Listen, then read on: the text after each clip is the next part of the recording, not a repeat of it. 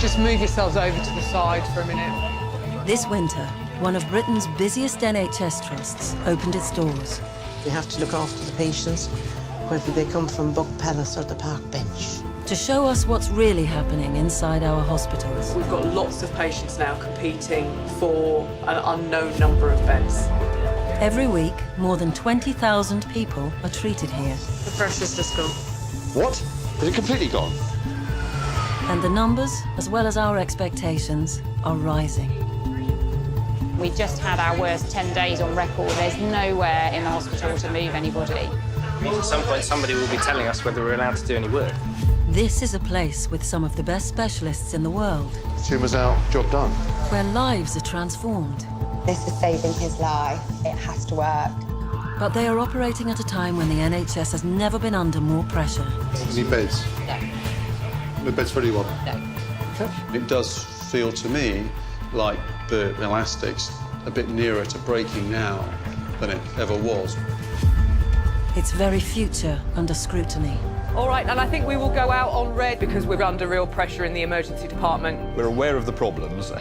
Anybody got a solution? Following the patients from the moment they are admitted Anything I've done up to this point means nothing compared to when you can literally give a bit of yourself to save someone else. to the moment they leave. It's all good news. The cancer's gone. You don't need any more treatment. Fantastic. Thank you so much. Week by week, we reveal the complex decisions the staff must make about who to care for next.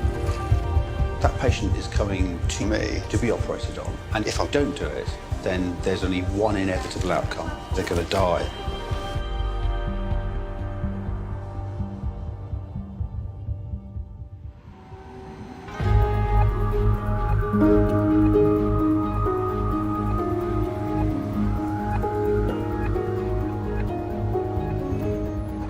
Right, good morning, everybody. Shall we begin? I've seen the gang at Charing Cross. Good morning, Charing Cross.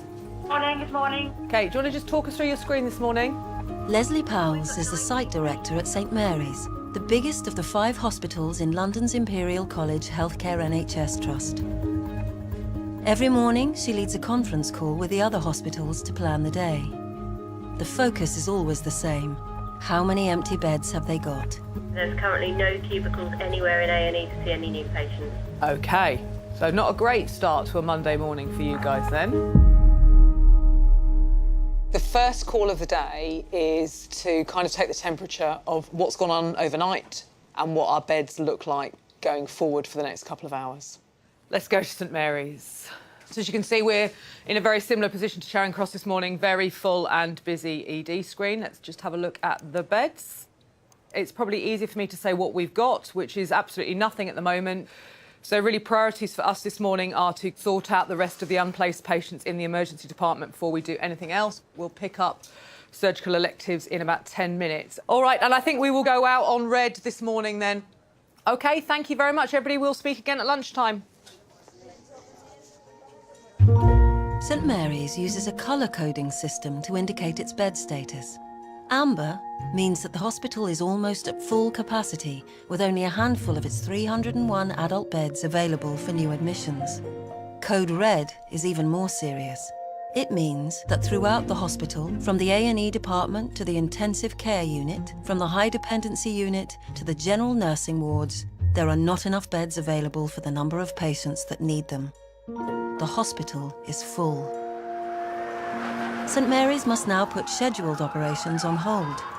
The pressure on beds can only be relieved by existing patients leaving the hospital. It's one in, one out. For the last 3 weeks, we've run at almost completely 100% capacity. We're probably on Code Red every 3 or 4 days. I'm hoping that within the next couple of hours, we get enough beds that we can at least do a couple of our elective patients. That's a trauma patient, which means that we are very likely shortly to need another trauma bed. So today we are in trouble. So the moment there are no beds in the hospital. There's a lot of emergencies who will need operating on. When St Mary's is on code red, surgical staff must wait while site operations look for patients to discharge. Today there are no beds in the trust at all. Right, let's go and postpone things. It's the job of the on-call anaesthetist to stop planned operations getting underway.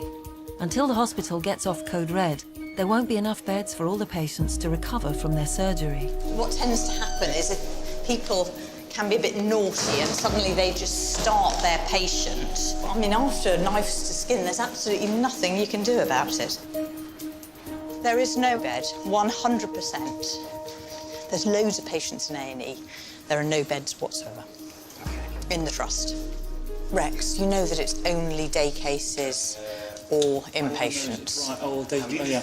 I didn't know that, but I do know now. They've said not to go ahead, and they want to go ahead. Well, so no, you can't go ahead if we haven't got a bed, and they can't stay in we recovery. don't have a bed. The patient, if we do any patients that need beds, they have to stay in recovery, and that's not acceptable. No, they can't go because we haven't got the recovery staff to look Exactly, after. but you're not listening. Because I said they have to stay in recovery doesn't mean the patient can go to recovery. It means that it's not acceptable, but nobody's listening. This is really annoying, isn't it? Because so many hours are wasted waiting for things, which just pisses me off. This is a bad Monday morning. There's been no frost, there's been no flu, it's not cold, you know, and the fact that the hospital's already overwhelmed is really quite scary. So, anyway, so I better have my mango lassi. George Rees is one of the surgeons waiting to start work. He specialises in keyhole surgery. IT support as well. We have one operation to do today, and that's an anterior section, which is an operation for rectal cancer. The gentleman's here. My team have seen him, but the hospital's on red alert, so we are just going to wait to find out if we've got permission to start operating. George Rees can't begin his patient's surgery until a bed is available on the high dependency unit for him to recover in. Morning. Nurses there are currently trying to discharge patients to make space. Hello, can we do a quick brief, please? So we don't have permission to start because they don't know if there's a bed or not, so we're not allowed to do anything. The difficulty is that it's 3.5 hours of surgery. Yep, and it's cancer. And it's cancer, so if they don't tell us early, we run out of time. But they know that. Professor George Hanna is also waiting to start a cancer operation. I'll come later on. His patient will need a minimum of 6 hours of surgery, followed by a bed in the intensive care unit. Oh, hello. Hello. How are you? Good morning to you. I ought to stand up. No. Hello. How are you? Thank you. Pretty good, thank you. Very good. Are we good to go or not? We're just waiting. We're just still waiting, okay. Yeah, still waiting. Have you doing your exercises? I'm doing my exercises very rigorously. So once we know about the ITU, I will let you know. Yeah. We'll call you to come in. Good. Well, I'll see you shortly. See you again, yes. Okay, thank you. The patient has a cancer of the gullet, which is the esophagus. To cure him, he needs to have the operation, otherwise really he can't survive. I was first diagnosed back in April, and then I went on to a chemo and radiotherapy treatment course, which was designed to shrink the tumour. Became quite difficult to eat. Do you feel poorly? Not now, no, but I did then. Oh, my God, I did then. And the thing is, you know, he's, what, sort of 13 stone or whatever normally. Not now. Well, but you were. I mean, big, strong, healthy guy, you know, playing golf 3 times a week or whatever. And suddenly, he's not.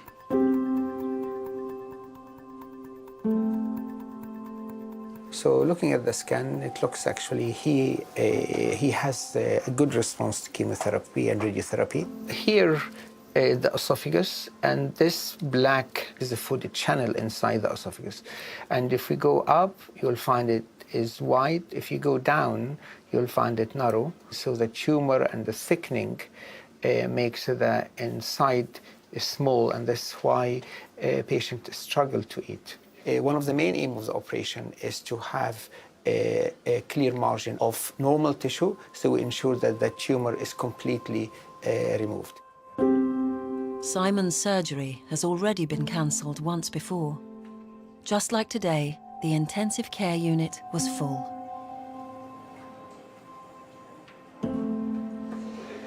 We've only got 16 intensive care beds at St Mary's, and those beds are always needed for our sickest patients in the organisation. So those coming through our emergency department, our major trauma patients, and our patients who are going to recover from some of the biggest surgery that we do in the organisation. St Mary's Intensive Care Unit, or ICU, contains the most sought-after bed spaces in the hospital. Each one provides one-to-one nursing care and the most advanced life support systems. There is no capacity to add more beds. The team tries to keep at least one of these bed spaces in reserve in case of an emergency admission. But with patient numbers rising, this is proving increasingly difficult. Today, all 16 beds are full. I need to move patients off intensive care and down to the ward. But before we move them, I need to go and have a look at them and make sure that they're well enough to move and that they'll be safe on the ward. Hi there. How are you getting on? How are you doing? It's good to see you awake. I think you're doing really well, sir. How are you going? OK, good. All right. I think you're improving. All right, I think you are. Simon Ashworth has identified 2 patients who could potentially be stepped down from the ICU to other wards, but only if their conditions improve over the next few hours.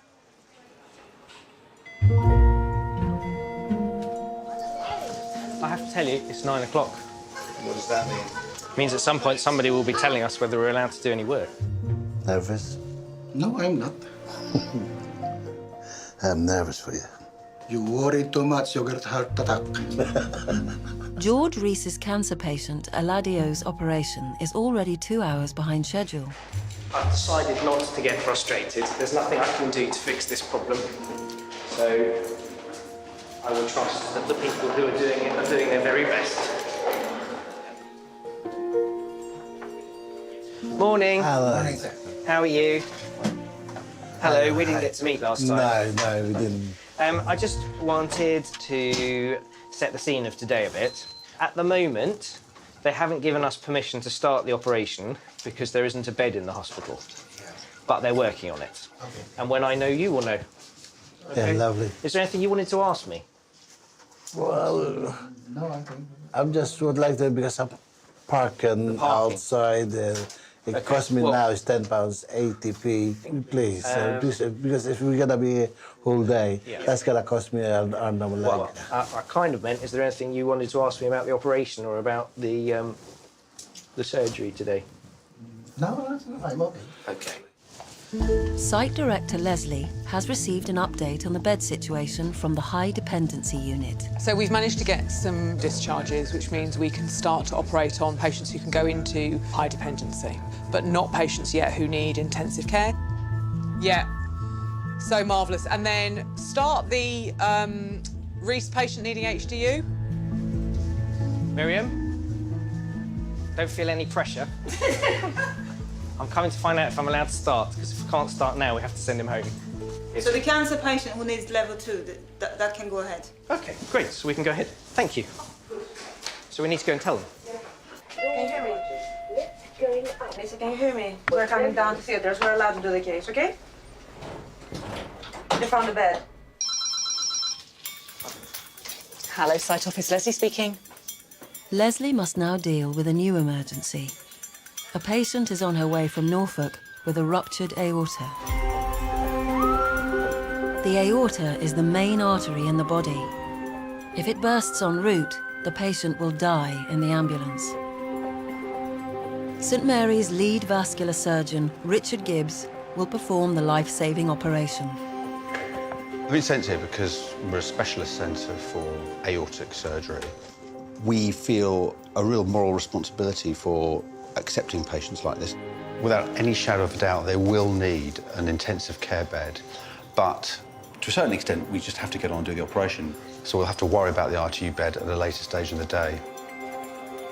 That patient is coming to me to be operated on.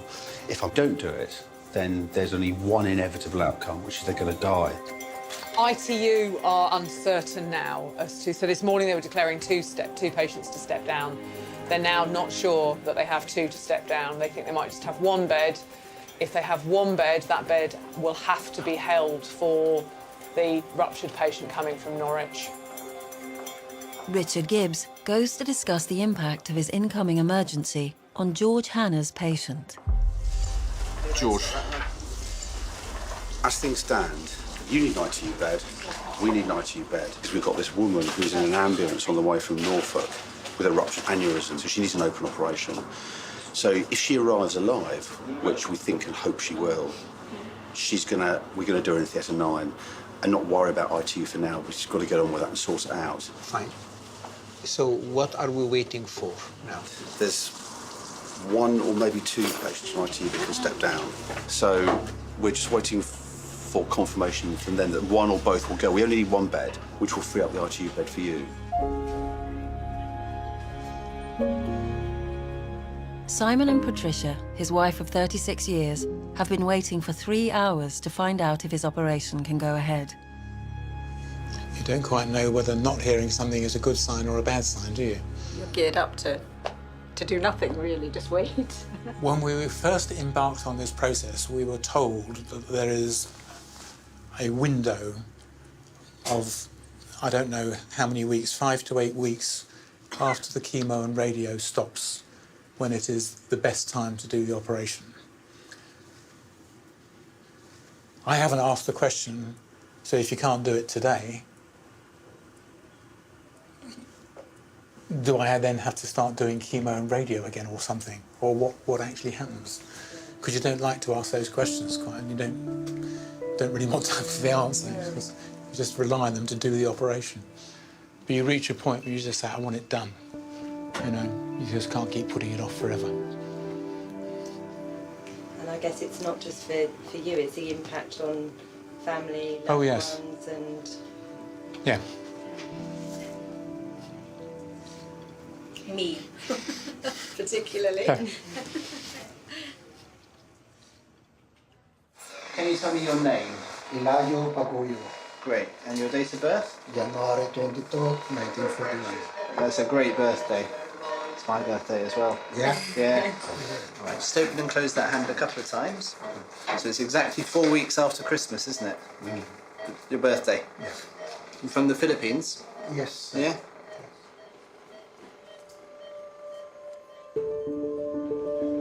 Surgeon George Rees begins his patient Eladio's operation. We're going to do a keyhole operation for him where we remove the part of the bowel with the cancer in and its adjacent blood supply so that we can take any lymph glands that may or may not be affected by the cancer. And then we're going to join it all back together again.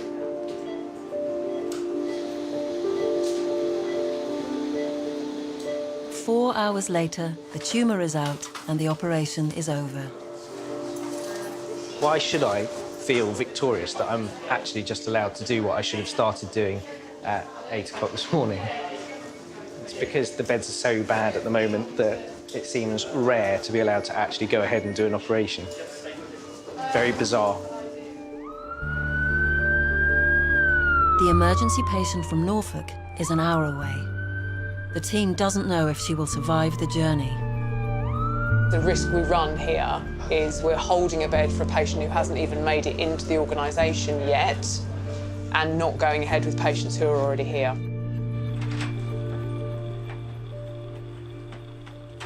Do you have to do this for people every day, struggling with socks? Hi, George. Hi. Thank you. 2 people I'm kicking out from ICU. One of them I'm not really that comfortable with, so I don't have a guaranteed bed for anybody at the moment. Right. So I might get one or both of them out, but you know, And we've if got, your patient leaves, do you think you'll have a space? if this patient doesn't survive from Norfolk, then you know, well, we can't predicate. So shall we wait a bit more time? The only thing you can do is wait, but I don't think the odds are very good. We don't have enough slack in our capacity to be able to let Prof. Hanna go ahead and do the esophagectomy. I mean, what's hard about this is that we're also talking about, well, we can go ahead and do it if the patient from Norwich doesn't survive the journey, and that's a very hard and callous sounding thing to be talking about, but that's the practical reality. They had this patient coming in who might require the intensive care bed. They might die. If they die, then the bed is available for me. And we can do the operation. That's what But if it boils not, down. they've got the bed. Yeah. That's the seriousness of. They've got the bed if they need it. How does that make you feel? Guilty, actually. In a way, yeah.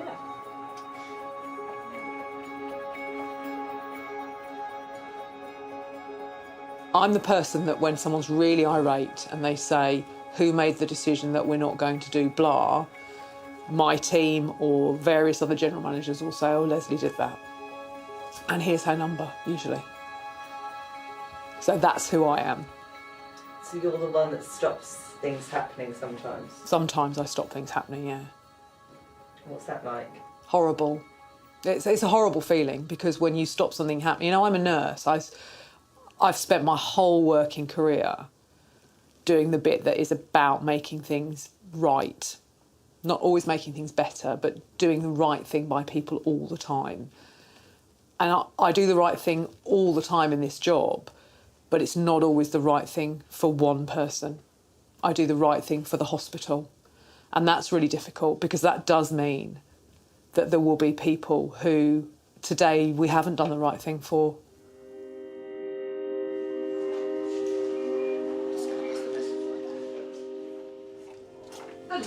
Hi.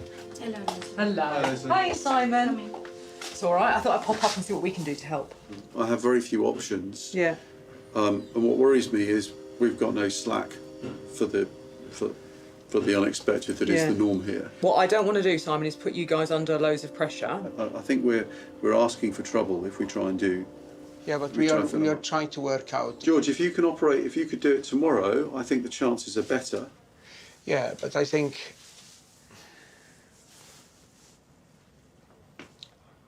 I mean, we can certainly, whatever you step down from ITU, we will create beds to allow that to happen. But Simon now is trying to keep an empty bed, so just as a slack for something to happen. How long do you think you're going to be with your esophageal? I'll be very late. What's very late? I will take 6 hours operating. If we go ahead now, we'll finish by midnight. I think the safest thing to do is to defer it. But I understand the logistics of that are a disaster. It's not just the logistics, there is a clinical issues here because there's a second cancellation with a dedicated time chemoradiotherapy and we are not doing him to keep a slack in a system who doesn't have a slack. All I'm saying is I've got no ability to manage any other problems. If he didn't have a bed, I would have no problems. I can understand it. But if we are not doing him to keep a slack, and while we can use a recovery as an alternative, this is the difficulty I have. Well, we're very close to the limit. We are close to the limit. We're very close to the limit. I think operating absolutely on the limit is unwise. The question really, if we wait another week or another time, this will not be, I'm not sure how this will get better. Cancelling a cancer patient 3 times and is a serious instance. So this is something you need to work on it. It's your call, Simon. What do you want us to do? We don't have the slack at the moment, I don't think, to do this safely. We are stuck at that point. Okay, that's fine. So just so from my point of view, I think if the rupture one gets here, we'll do it anyway. We need to get on with her. We are where we are. And I'll work on the basis that they will be able to give me a bed.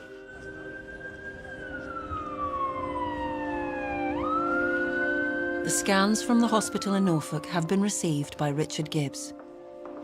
They reveal a huge aneurysm in the main artery from the patient's heart. Okay, so should we just... So the team brief here, so this lady has a ruptured aneurysm. Her aorta is 4 times the normal diameter, so it's very dilated, and that's like a balloon. It's just stretched and stretched and stretched, and now it's finally given. So blood's starting to come out of it where it's got a small tear in it. The surgical plan is to do a left thoracolaparotomy and not disturb the abdomen until we've got control of the lower thoracic aorta. And then we'll obviously open up. All right, see you in a few minutes. There are frustrations, so the whole team gets assembled and we make a plan, and it takes quite a lot of effort and concentration to get everyone pulling together to do it. And so if that plan is preceded by 3 hours of negotiations about can we slot someone into HDU if they go to the Hammersmith so the ITU patient can drop down, you know, I sometimes feel that I spend as much energy on trying to organise and manage beds and the movement, the flow of patients within the hospital in order to allow us to do what we actually want to just do and get on with, which is to operate.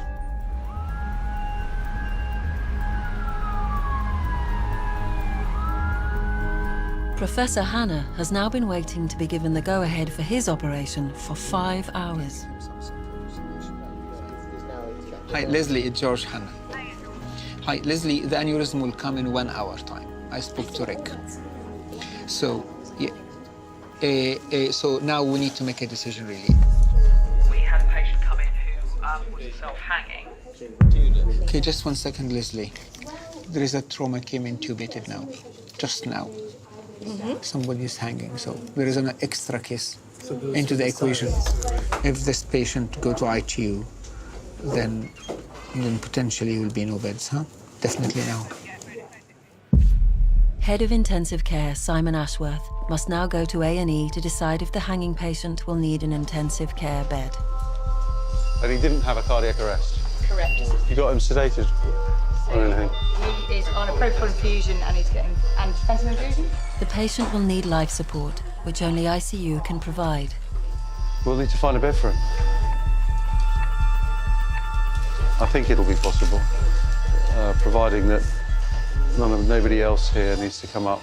But it certainly means that the chances that we'll be able to do the esophagectomy are 0 now.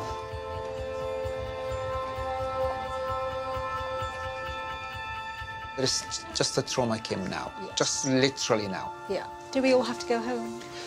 Yes. Okay. Okay.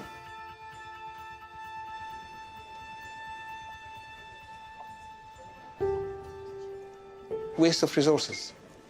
There is an anaesthetist, there is a surgeon, there is theater, there's 3 or 4 nurses, and this is empty, it's not used, not utilized. So it is a waste.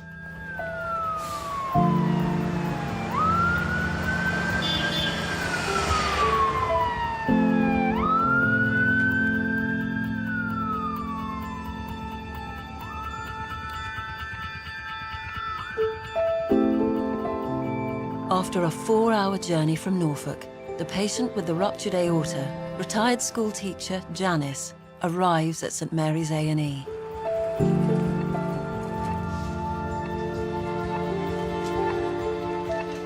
Okay, Mrs. Metcalf, sorry. Is it Mrs. or Miss? M-E-D. What's happened is that the aneurysm has ruptured, but luckily the blood is just sitting in the back of the abdomen by the big back muscles, so it hasn't just blown. And that means we've got a chance to fix this. We've had a look at it on the scans. I think it's the safest way to do it. Is going to make a cut, which is going to run in your chest and then down into your tummy, and then we can clamp the aorta and hopefully sew a big graft on, and that will be the end of the problem. It's obviously a bit risky. Okay, I'm going to be honest with you. Told me, yes. And there's a few complications that can happen. And I mean, you know, you're definitely going to lose quite a bit of blood. And there's always the risk of things like a heart attack or a stroke or kidney failure afterwards. But I think the thing is we haven't got a lot of choice, because if we don't do it, then that's kind of the end anyway. Okay. Okay. This case has trumped the patient with cancer that was going to get done in the other theatre, because she's got a condition which will kill her sometime in the next 3, 4, 5, 6 hours. So if we don't do it now, then there is going to be no 5 hours time for her.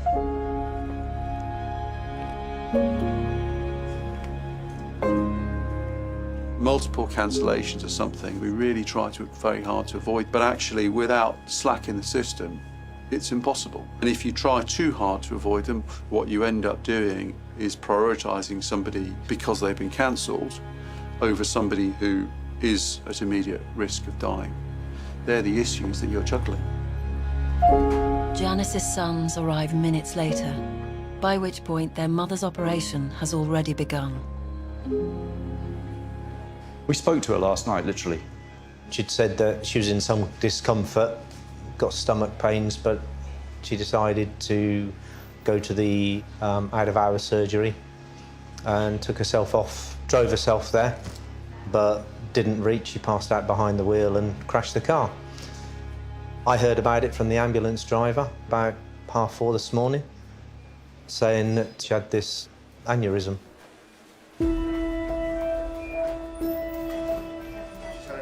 Will she survive? Will she pull through or not? There's always significant risks. Mortality is probably about 50–60%.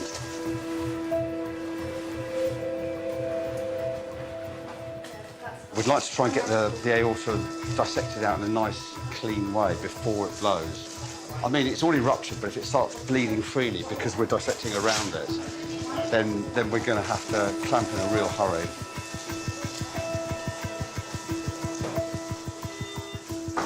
Okay, guys.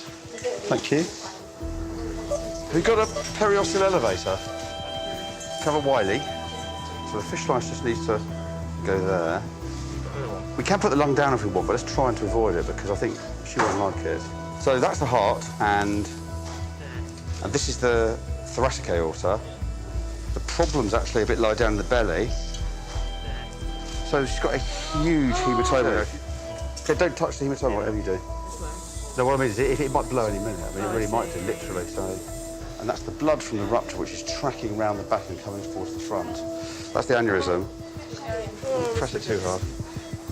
This is going to go, so we need to get a wiggle on. Yeah. She likes to keep herself occupied. Reception-age children she used to teach. She does various crafty things, she goes bowling, she plays darts. We sort of joke that we have to make an appointment to go and see her. Keep my fingers crossed on it. Very nervous. Okay. The difficult bit's just about to start. Everyone do it slowly, just take the diaphragm away from us. So this just get gently, let me just get this down here. To the last bit and then we're there. Relax, let go. Let me just do this. And then move that up to there. And get that, that's the... Suck. Okay. The pressure's just gone. What? Is it completely gone? Okay. Is the patient all right? Guys, just give it a minute. I can clamp the thoracic aorta any time, Ros. She didn't tolerate the... All right. It's coming up anyway, Coming isn't up, it? yeah.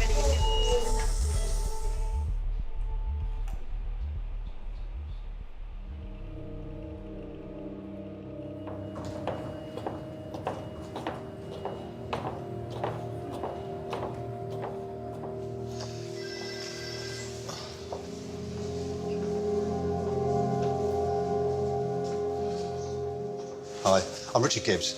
Hello. Hi. I'm just going to tell you this straight. The operation was a success, but it was quite challenging at times. And although she's stable at the moment, I won't say anything yet about the prognosis. She needs to go to ITU for the next 24 hours, and they will stabilise her and support her in any way that's necessary. But at her age, and having a really big operation like this, I don't think we can say she's in the clear yet. I think we need to give that 72 hours. And then if she starts to get better and better, then I'll be really hopeful.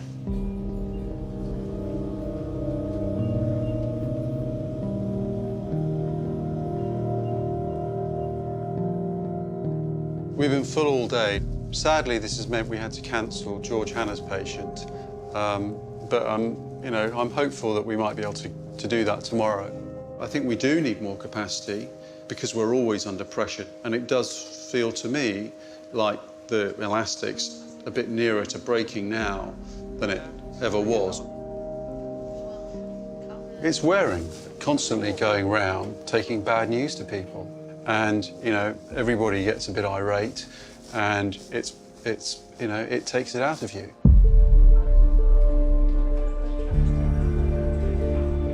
St Mary's capacity problems are directly linked to its status as a major trauma centre. Its A&E department must provide round-the-clock emergency care. A 10% increase in patients in the last 12 months means that it now handles more than 150 new cases every day. A&E has 4 resuscitation bays for patients with life-threatening conditions and a further 16 beds for the seriously ill. Government regulations stipulate that patients either have to be discharged or moved onto another ward within 4 hours. But when the hospital is at full capacity, the department quickly fills up with patients waiting for beds, and the 4-hour time limit is regularly breached. Hello, I'm Ali. I'm one of the doctors. Can you squeeze my hand? Alison Sanders, Clinical Director of Emergency Medicine, is the consultant on call in A&E. What's happened in the last 2 years is the whole system, countrywide, seems to have ground to a halt. It just makes us feel as though we are firefighting every single day. And we're not unique. We're not unique at Imperial. We are the same as any other emergency department in the country and any other major trauma centre. Every day we just feel like we are struggling to just keep afloat. There's just another trauma coming in now. 4 from 6 foot, LOC. Is the shooting coming to us? So he said 2 lines of cocaine, unknown quantities of vodka and beer. 28-year-old male stabbed 3 times. 7 men with guns. It's been given that 7 men with guns have gone into a building, someone's not moving. And what about trauma beds? 2. Hello, what beds have you got for me, please? The minute that we have bed problems, usually due to patients not being able to leave the hospital at the other end, then we end up in this state. We're going to need, this man in resuscitation is going to need to go to ITU. So what have we got that can come out, and where have we got that we can put it? I think everyone's really working as hard as they can and think they're fed up of being told to be more efficient all the time. It's only so efficient you can be. And also I think when everybody's working so hard day in, day out, then eventually, you know, they get tired. You hope they don't get tired and make mistakes. You hope that you've got enough resilience in the system for that. But it certainly doesn't make everyone more efficient.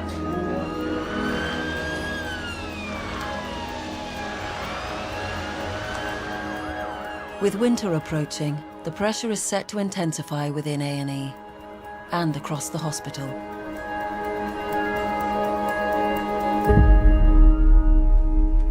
Good morning, everyone. Who have we got at Hammersmith this morning? Sorry. And Charing Cross, have we got you guys? OK, let's look at capacity at St Mary's. We've got a completely full resus, very full majors. Minors is creeping up, so big push on anything we've got dischargeable, please. St Mary's remains close to capacity. However, it is no longer on code red. From a critical care perspective, it's not been the best start to the week.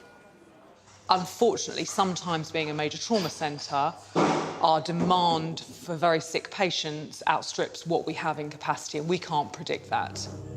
On the high dependency unit, George Rees's patient Eladio is awake and stable following surgery yesterday.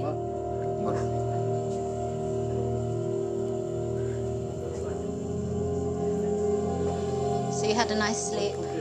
For 1 hour, 2 hours, enough. Yeah, I'm waking up.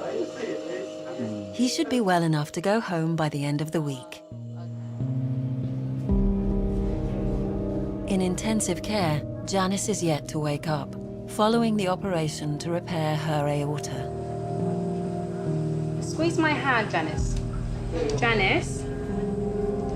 Janice, squeeze my hand if you can. As the nurses reduce her sedation, she should begin to regain consciousness. Can you open your eyes for me?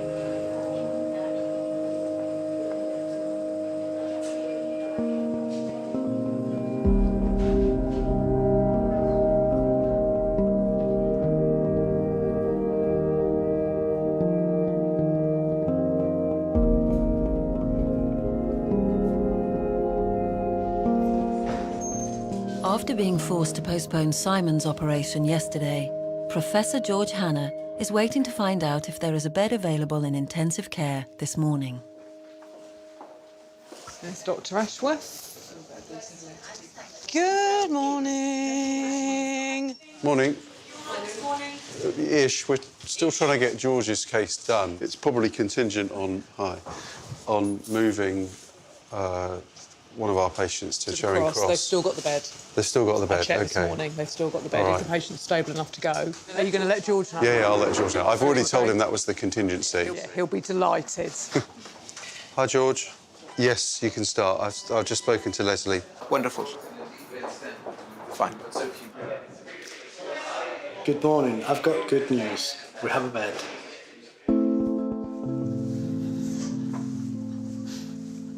Finally, after weeks of preparation and 2 cancellations, the operation to remove Simon's tumour can go ahead. How was he last night? He was okay. We had jumbo prawns and noodles, and yes, I gave him a great big bowl full of, as I have been doing, with cream lashed onto it for him. So we ate and watched a bit of TV and chatted, and he was fine. And I knew he probably wouldn't sleep very much, but that was okay. The operation will take more than 6 hours.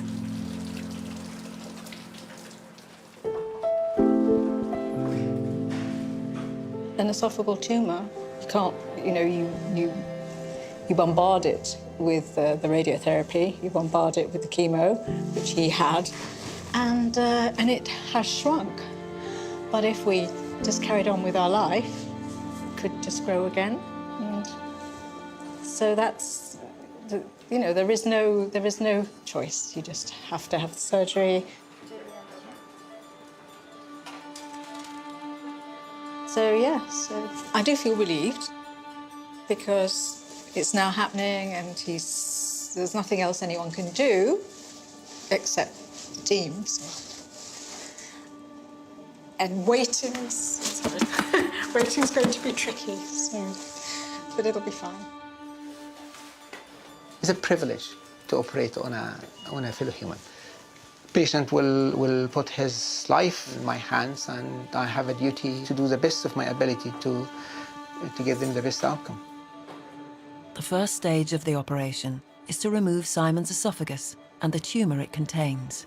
You open the chest, you open the abdomen, you dissect along a lot of blood vessels, and that's why actually in terms of an impact of the operation is one of the biggest operations the body can take. How's the patient? Is he okay? So this is the esophagus and the tumor which we removed now. The esophagus is taken to the pathology lab to see how far his cancer has spread.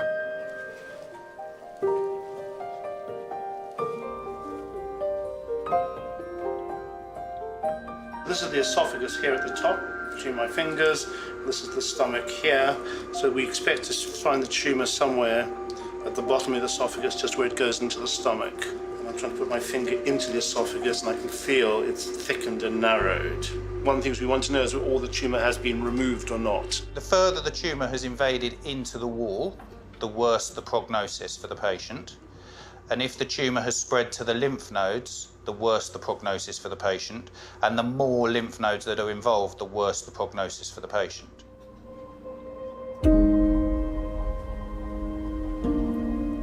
The most challenging part of the operation can now begin. Professor Hanna must create a new food pipe in order for Simon to be able to eat.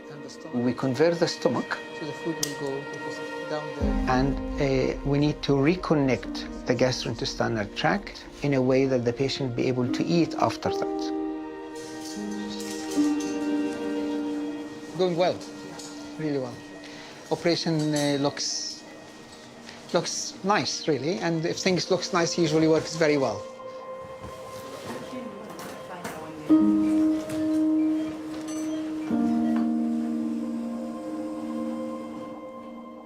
Simon will spend the night in intensive care, the same unit as Janice.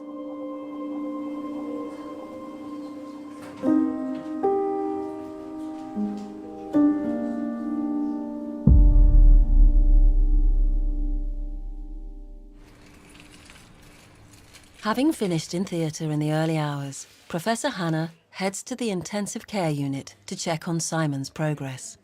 All went well. I spoke to your wife yesterday. Oh, that's very kind of you. Thank you. So she's happy. They may send you to go to the high dependence unit. Tomorrow? No, today. Today? Yeah, most likely, yeah. Okay. So it's a promotion to go there.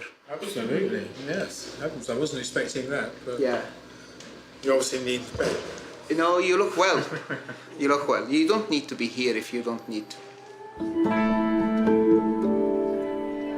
2 days after her emergency operation, Janice is stable enough to be taken off life support. That's it. Big board, hello.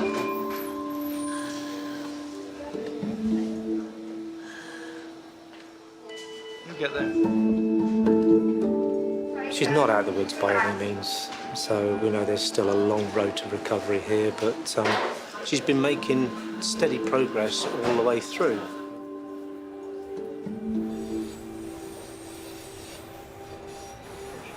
Every week, Leslie and her team meet with senior managers to review how they're dealing with the hospital's capacity issues. I think things have been getting more and more challenged. I mean, certainly the pressure feels much more intense, and it feels like we are making difficult, really difficult decisions much more regularly than we had been doing and than we should be doing. Chairing today's meeting is Professor Tim Orchard, Imperial Trust's Director of Medicine. Top of the agenda, the chronic bed shortage. If we have a significant flu epidemic, we are going to be completely stuffed. We have never started winter with so little spare capacity. And so I think one of the things that we need to do, and we've never had to do it in this trust before, but I think we need to think about, is what we do when we actually run out of beds. What do you do in terms of, if we get noro and we lose a ward, organisationally we are not going to manage at the moment. Exactly. We've nowhere to go to. I think that it's felt on many days as though we've had the tipping over the edge of the cliff phenomenon, where you get to a critical point and you can't function for the admitted or the non-admitted patients because everything is full. There is no more capacity on the St Mary's site. We know that. It looks like it's going to be impractical to move any surgical specialties off this site. So one possibility is moving the paediatric outpatient department, which would potentially allow the creation of probably around 15 to 20 beds on the 6th floor. But that's obviously going to be quite expensive. It might be a really good plan for next year, but the reality of getting all of that sorted out by winter feels like we need to do something sensible and practical now. One of the big debates people need to have, that people are having nationally at the moment, is in extremis, can adults be nursed alongside children? What do you do in terms of, like we've had on this site, where you've had 10 paediatric beds and you've got 10 unplaced adults in ED? What decision would you want to make there? So the question is, where can we board extra patients on wards? How would we nurse that to make sure that patients are safe and that the patients have an appropriate level of privacy and dignity?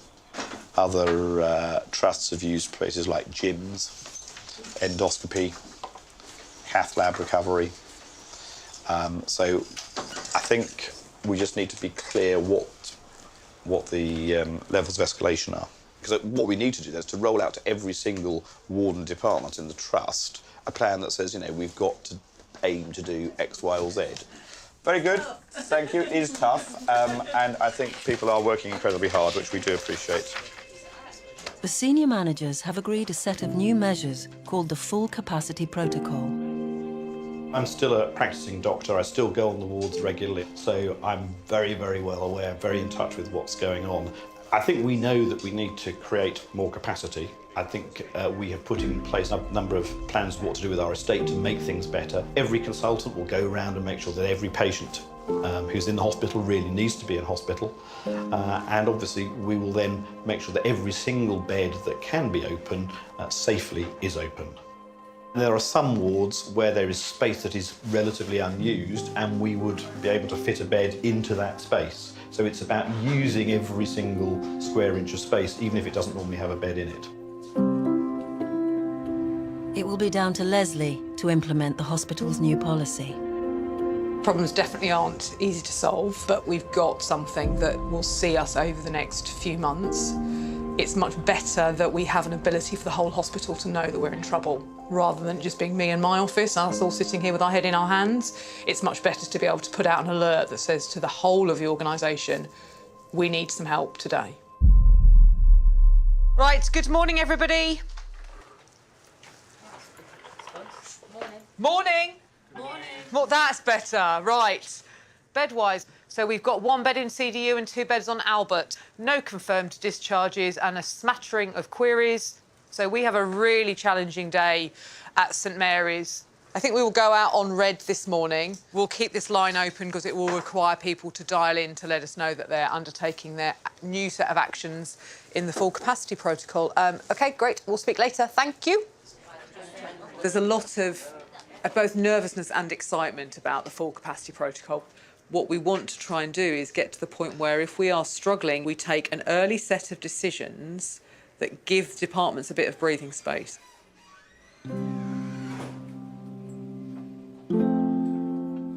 Having been stepped down from intensive care, Simon is making steady progress. He's doing well. There is a lot of work went into him to be at this stage. He's very positive. You do ask him to walk a mile, he walks 3 miles. I'm looking forward to going home. I've been told to expect to feel very tired, but to keep exercising by walking once we get home. There'll be some ups and downs, inevitably. So you cope with them, you come out the other end of that. There will be dips, and they're quite severe. And anyone who thinks there won't be is kidding themselves, basically. Simon must now wait to find out if his cancer has spread. The pathology lab results are expected in a week. In intensive care, Janice is doing well.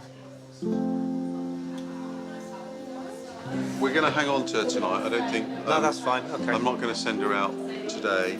I want you to lean forward, and we're just going to help you over here. Really push with your good leg. If her progress continues, she will soon be able to leave intensive care and recover on a general ward. Tuck your bottom in. Tuck your bottom in. Well done. So push through your arms. Look up. That's it. Take a big breath in for me. Well big done. breath.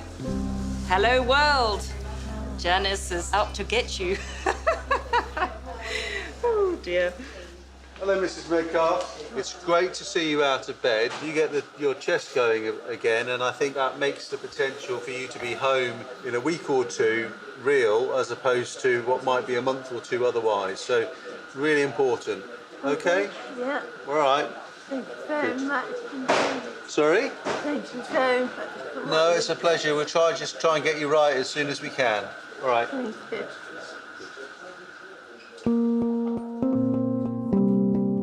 5 days after his operation, George Reese's patient Eladio is well enough to go home.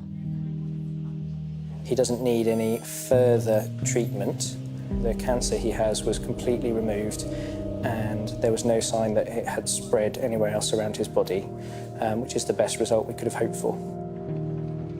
Some weeks are more emotionally challenging than others, and I think this week's been one of those weeks that emotionally we've kind of put ourselves through the ringer.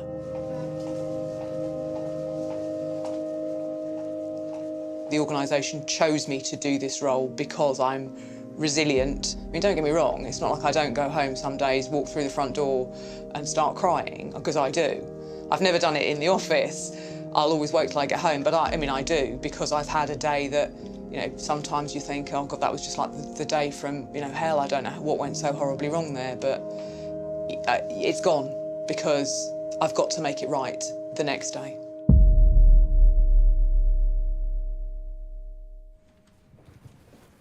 The pathology team has concluded its analysis of Simon's tumour. They must now disclose the results to Professor Hannah. Okay, let's start. First patient. Simon A. So here is the lumen. Here you can see some normal mucosa, but in all the blocks we examined, there's just a single focus of cancer, which is here in the esophagus. which all margins are negative. So I should have said it's a very good response.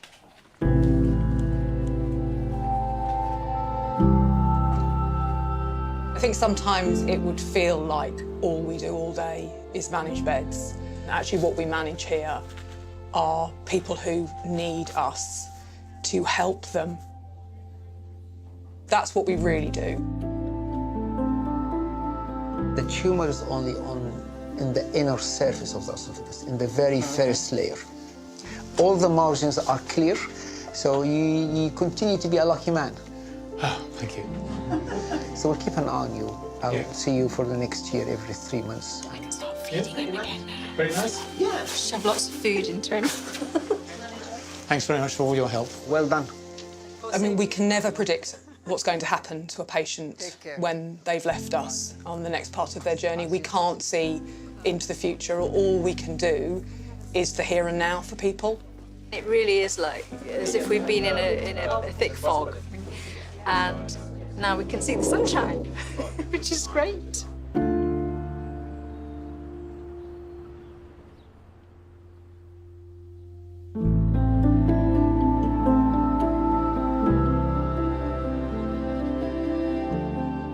We go home knowing that that day we cared and we did everything we could have done for our patients.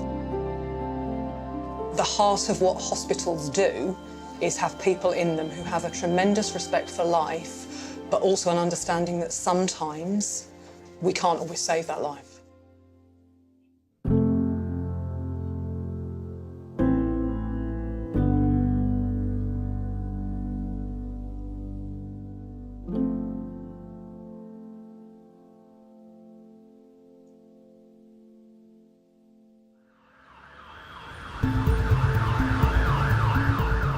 Next time, a busy A&E must contend with a suspected brain injury. Yeah, he's 21 years of age, he's got a little baby. One of the hospital's oldest patients is ready to leave, but the problems begin when they try to discharge her. It's a farce, really. It could be made into a comedy. And a specialist team is assembled for a complex and challenging operation. It's been amazing, the bringing together of all this expertise just for Peter.